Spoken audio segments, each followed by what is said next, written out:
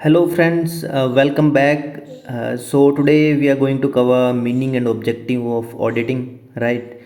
तो हमने first segment जो है वो अकाउंटिंग ऑडिटिंग का उसको कंप्लीट कर लिया है, जिसमें डबल एंट्री सिस्टम, जो techniques of analysis of financial statement, इसके अलावा रिस्पॉन्सिबिलिटी एंड सोशल अकाउंटिंग, इन सब को हमने कवर कर लिया है. So if you want to cover this segment then you can scroll to the previous videos, right? So auditing की डेफिनेशन की बात करते हैं. What is auditing? Auditing is a process of verification of financial positions, right? जितनी भी financial positions है company की, जो कि एक कंपनी के लास्ट में जो एनुअल फिनेंशियल ईयर होता है, उसके लास्ट में जो स्टेटमेंट आता है, राइट? जो फिनेंशियल स्टेटमेंट होता है, इसके अंदर जितनी भी फिनेंशियल पोजीशंस है उनको वेरीफाई करना, उनको चेकआउट करना कि वास्तव में वो सही है कि नहीं है, राइट? तो उन सब को वेरीफाई करने के लिए ऑडिटिंग की जाती है, राइट? और वो प्रोसेस ही ऑडिटिंग है, राइट? इसका स्कोप और वाइडर हो गया है क्योंकि जो बिजनेस हैं वो आजकल डिजिटलाइजेशन में कॉम्प्लेक्स हो गए हैं, राइट? इसमें कहीं भी फ्रॉड करना या फिर मतलब फेक इन्वेस्टमेंट को बढ़ावा देना, राइट? अगर मतलब कंपनी अगर अपने बिजनेस को बढ़ा चढ़ा कर दिखाएगी तो लोग इन्वेस्ट करेंगे उसमें, राइट? तो उन सब चीज़ों को ल्योर करने के लिए, उनको आकर्षित करने के लिए कंपनी किसी भी हद तक जाती है, राइट? तो इसके लिए ऑडिटिंग का होना बहुत ज़रूरी है, राइट? तो एक तरीके से ऑडिटिंग जो है वो ईयर के एंड में एक वॉच डॉग की तरह काम करता है कि किसी भी बिजनेस में अगर कोई डिस्क्रिपेंसी है, कोई एरर है, तो उसको आराम से डिटेक्ट किया जा सकता है ऑडिटिंग के माध्यम से, राइट?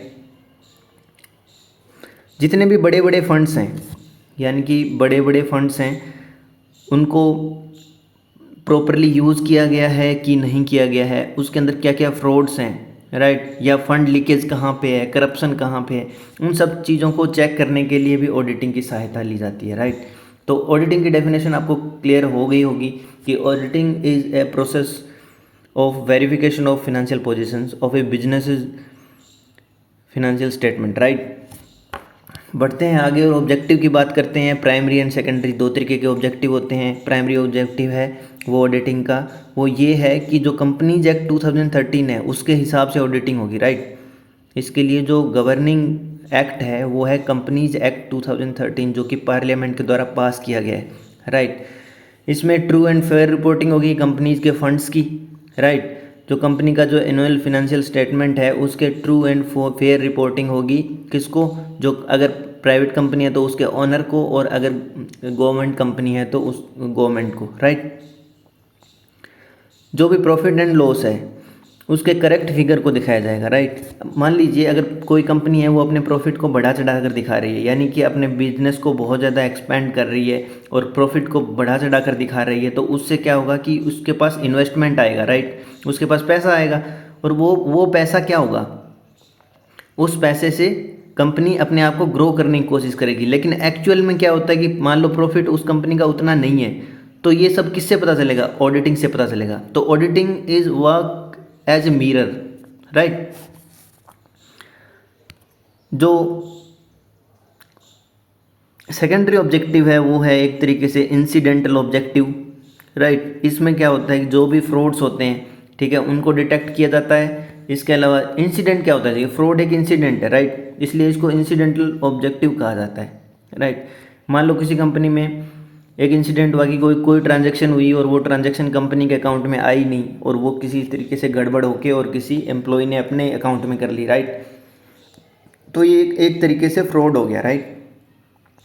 जितने भी मतलब एरर्स हैं, यानी कि मान लो कोई मैथमेटिकल एरर है, राइट? अगर उसको डिटेक्ट करना है तो वो भी मतलब सेकेंडरी ऑब्जेक्टिव के माध्यम से किया जाता है, राइट?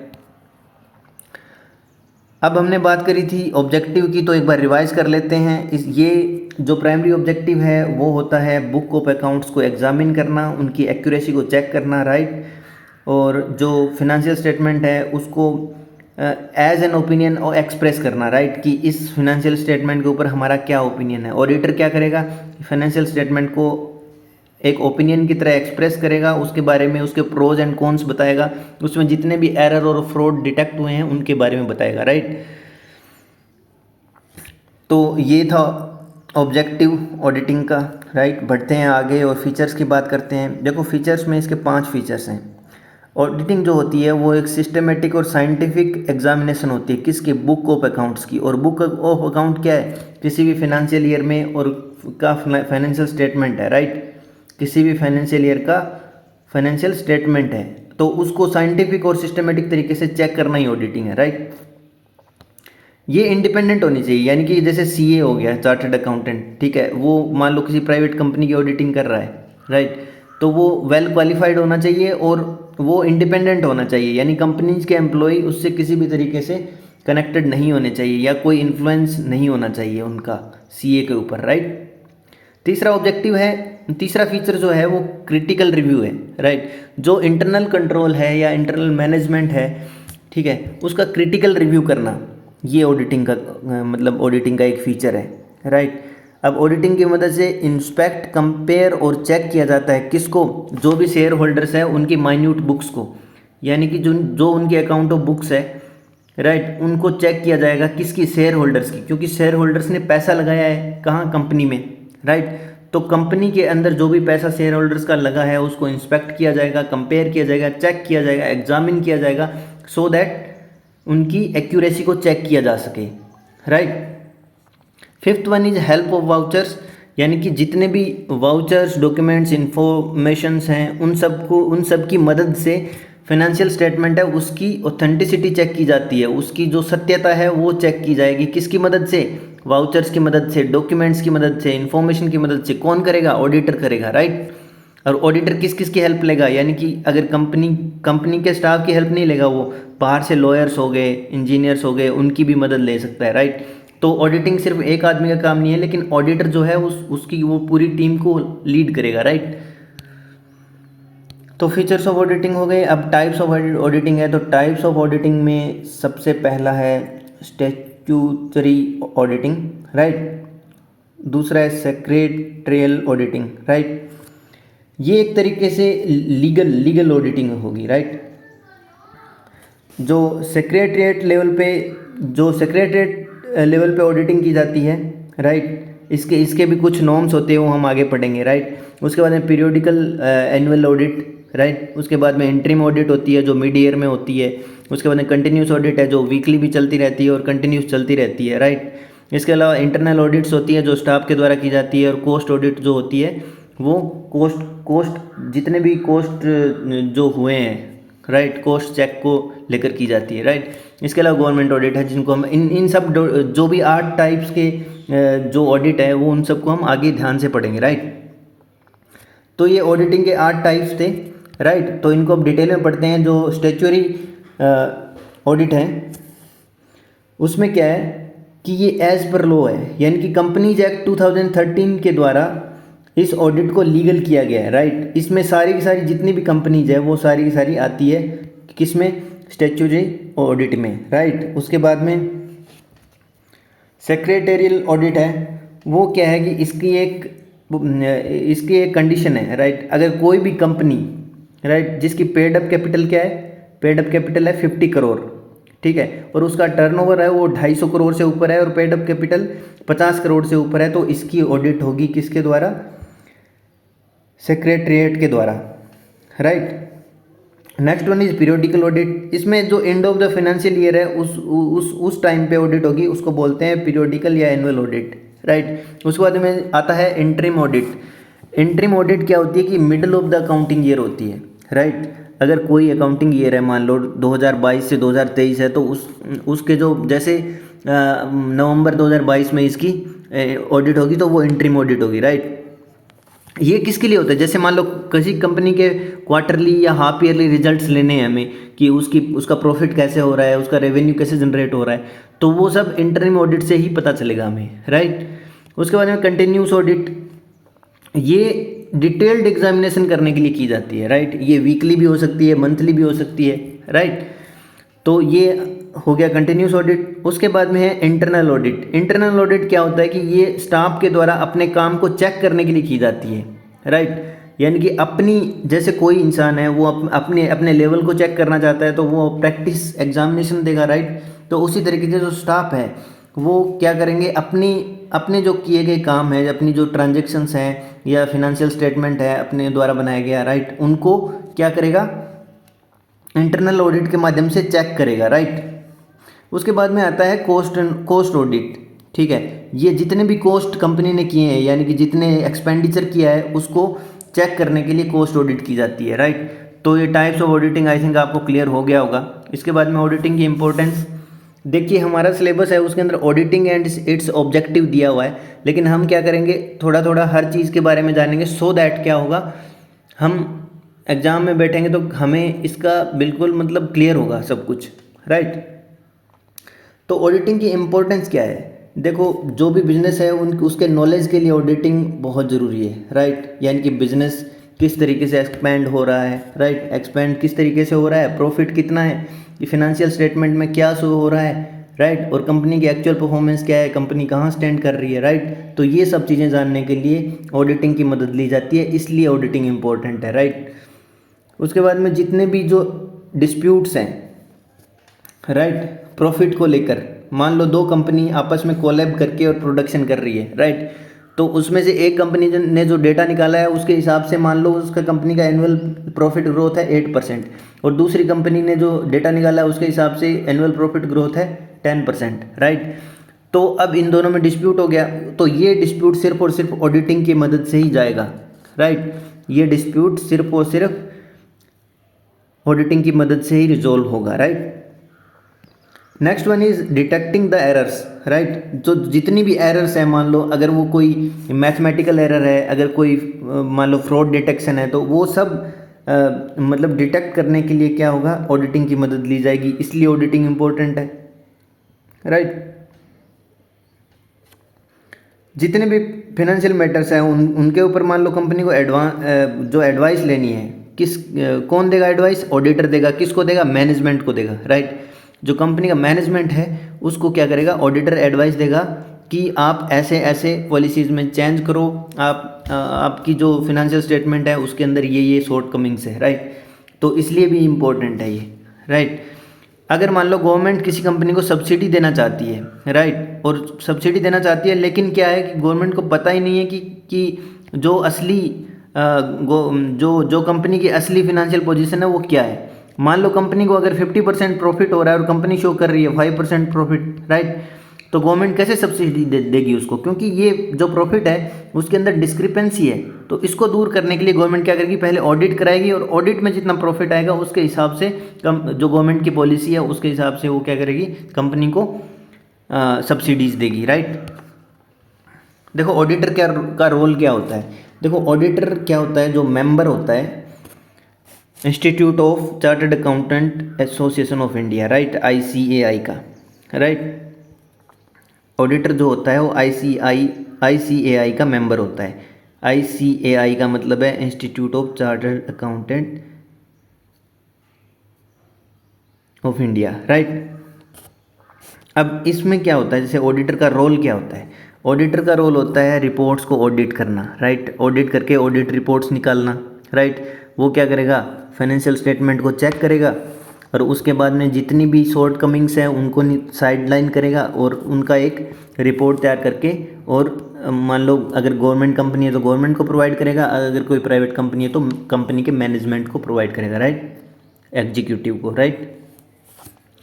दूसरा कि अगर कहीं फ्रॉड हुआ है तो उसकी फोरेंसिक ऑडिट करेगा, right. Forensic audit in the sense कि किसने ये फ्रॉड किया है, राइट। तो एक्चुअल जो ऑफेंडर है उसको निकाला जाएगा उसमें, राइट। फिर जितने भी लोन्स और एडवांसेज हैं उनको फिगर आउट किया जाएगा, राइट। कंपनी ने कितने लोन ले रखे हैं, कंपनी के ऊपर कितना डेब्ट है, डेब्ट टू इक्विटी रेशियो कितना है, राइट। इसके अलावा जो नेक्स्ट है वो है कि जो ऑडिटर है वो इंटरनल ऑडिट को, मतलब इंटरनल ऑडिट में हेल्प नहीं करेगा, राइट, ना ही कोई इंटरनल एडवाइजरी देगा, right. Internal advisory in the sense कि स्टाफ को इंटरनल एडवाइजरी दे के छोड़ दिया, राइट। अगर कोई डिस्क्रिपेंसी है तो वो ऑडिट रिपोर्ट में निकालेगा, राइट।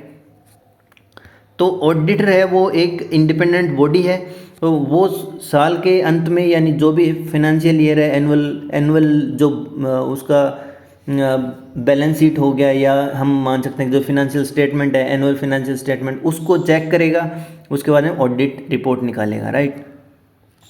अब इसमें एक दिक्कत और है, अगर मान लो कोई प्राइवेट कंपनी है तो जो कंपनी का बोर्ड ऑफ डायरेक्टर है ना, वो एक ऑडिटर नियुक्त करेगा, राइट। और वो ऑडिटर कौन होगा? ICAI का मेंबर होगा, राइट, और चार्टर्ड अकाउंटेंट होगा, राइट। तो वो इस कंपनी को क्या करेगा? ऑडिट करेगा।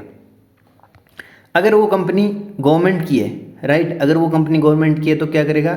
जो अपना कंट्रोलर एंड ऑडिटर जनरल है, कैग, वो क्या करेगा? डिसाइड करेगा कि कौन ऑडिट करेगा, राइट। तो वो एक क्वालिफाइड पर्सन को क्या करेगा? क्वालिफाइड CA को अपॉइंट करेगा, और ये जो कंपनी है गवर्नमेंट कंपनी, इसको क्या करेगा? इसकी ऑडिट करवाएगा, राइट। अब कंपनीज एक्ट 2013 है, उसके अंदर सारी की सारी पावर है, राइट। यानी कि जो भी ऑडिटर है वो अपनी पावर ड्राइव करता है कहाँ से? कंपनीज एक्ट 2013 से।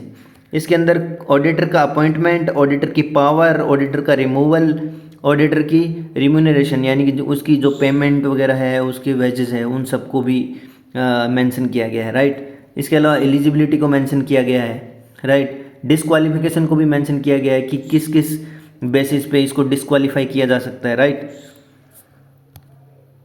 सो समझ गए होंगे आप रोल क्या है ऑडिटर का, राइट। अब क्या है क्वालिटीज़, ऑडिटर में क्या क्या क्वालिटीज़ होनी चाहिए? हमने देखा था कि वो एक ICAI का मेंबर होना चाहिए और क्वालिफाइड चार्टर्ड अकाउंटेंट होना चाहिए, राइट। उसको थोरो नॉलेज होनी चाहिए, right. Thorough knowledge in the sense कि जितने भी कंपनी के फिनेंशियल स्टेटमेंट्स हैं उनको थोरोली चेक करे, और उसके अंदर जो भी टेक्निकल डिस्क्रिपेंसीज़ है या मैनेजमेंट की डिस्क्रिपेंसीज़ हैं उन सबको फिगर आउट करे, राइट। इसके अलावा जो फिनेंशियल मैनेजमेंट का नॉलेज है वो भी होना चाहिए, इंडस्ट्रियल एडमिनिस्ट्रेशन का भी नॉलेज होना चाहिए, सो दैट वो एक एफिशिएंट मैनर में उसकी ऑडिटिंग कर सके, राइट। इसके अलावा ऑडिटर जो है वो बिजनेस की टेक्निकल डिटेल्स भी जानना चाहिए, राइट।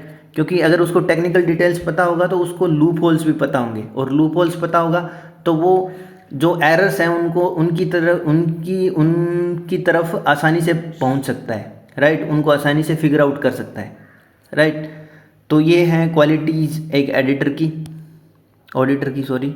उसके बाद में लिमिटेशंस, जो लिमिटेशन है ऑडिटिंग में वो क्या क्या है? देखो, जितनी भी ट्रांजैक्शन होती है वो सारी की सारी ट्रांजैक्शन चेक नहीं हो पाती है, राइट। मान लीजिए हम एक साल के अंदर गूगल पे की ट्रांजैक्शन करते हैं, तो हम खुद नहीं चेक कर पाएंगे कि कितनी कितनी, हम एक्सप्लेन नहीं कर पाएंगे भी कहाँ कहाँ हमने पैसा स्पेंड किया है, राइट। तो उसी तरीके से जितनी भी ट्रांजैक्शंस है वो बिजनेस की, वो सारी चेक नहीं हो पाती है, लेकिन एक मतलब एक लिमिट होती है कि इस फंड से ऊपर की जो ट्रांजैक्शंस है वो जैसे 2 लाख रुपए की या मतलब 4 लाख रुपए की, जितना भी एक थ्रेशोल्ड सेट किया जाता है उससे ऊपर की ट्रांजैक्शंस है वो चेक की जाती है, राइट। तो ये एक लिमिटेशन है ऑडिटिंग की। Second one is evidence is not conclusive, यानी कि जो भी एविडेंस मिलता है किसी भी फ्रॉड डिटेक्शन के अगेंस्ट में, राइट, तो वो कंक्लूसिव नहीं होता है, यानी कि वो फाइनल स्टेज वाला नहीं होता है कि हम उसको कोर्ट करके उस फ्रॉड को निकाल सकें, राइट। तीसरी लिमिटेशन है कि देखो, कुछ फ्रॉड्स ऐसे होते हैं जो डिटेक्ट आसानी से नहीं किए जा सकते। जैसे मान लीजिए कोई इंसान है, कंपनी का कोई स्टाफ का एम्प्लॉई है, वो फ्रॉड कर रहा है, ठीक है, तो वो फ्रॉड करते वक्त ध्यान रखेगा कि वो पकड़ा ना जाए, राइट। चोर जब चोरी करता है तो वो ये ध्यान रखेगा कि पकड़ा ना जाए, तो उसके लिए वो विभिन्न प्रकार के टूल्स हैं उनका इस्तेमाल करता है, राइट। तो इसी तरीके से जो फ्रॉड करने वाले हैं वो भी फ्रॉडस्टर्स, वो भी इतना मतलब सावधानी से फ्रॉड करेंगे सो दैट ऑडिटर की पकड़ में ना आए। इसलिए कुछ फ्रॉड्स ऐसे होते हैं जो इतना आसान नहीं होते डिटेक्ट करने, राइट। फोर्थ वन है जो ऑडिट है, ठीक है, वो फ्यूचर की प्रॉफिटेबिलिटी पे, मतलब फ्यूचर की जो प्रॉफिटेबिलिटी है उसको एश्योर नहीं करती है, राइट। अगर मान लो कोई ऑडिटर है, वो ऑडिट रिपोर्ट तैयार करेगा तो इसका मतलब ये नहीं है कि फ्यूचर में कंपनी को प्रॉफिट ही होगा, वो लॉस भी हो सकता है, right. Fifth one is rely on the experts, यानी कि ऑडिटर अकेला नहीं होता है, ऑडिटिंग की एक टीम होती है, राइट। तो ऑडिटर उसको हेड करता है, लेकिन ऑडिटर क्या करता है? जो भी चार्टर्ड अकाउंटेंट होता है वो इंजीनियर्स की मदद लेगा, टेक्निकली मान लो ट्रांजेक्शन्स को निकालने के लिए, राइट, इंजीनियर्स की मदद लेगा। अगर कोई लीगल डिस्क्रिपेंसी है तो उसमें लॉयर की मदद लेगा, राइट। इसके अलावा और अगर मान लो फ्रॉड डिटेक्शन हुआ है तो उसको फोरेंसिकली अगर पता करना है तो उसमें भी साइबर एक्सपर्ट्स जो होते हैं उनकी मदद लेगा, राइट। तो इस तरीके से ये लिमिटेशंस हैं ऑडिटिंग की, राइट। तो आई होप आपको ये टॉपिक समझ में आ गया होगा, क्योंकि मैंने बहुत इसको जल्दी और डिटेल में समझाने की कोशिश की है, सो दैट आपको कम से कम टाइम में ज़्यादा से ज़्यादा कंटेंट मिल सके, right. So thank you so much. Click on like, share and subscribe if you are benefited from this video. Thank you.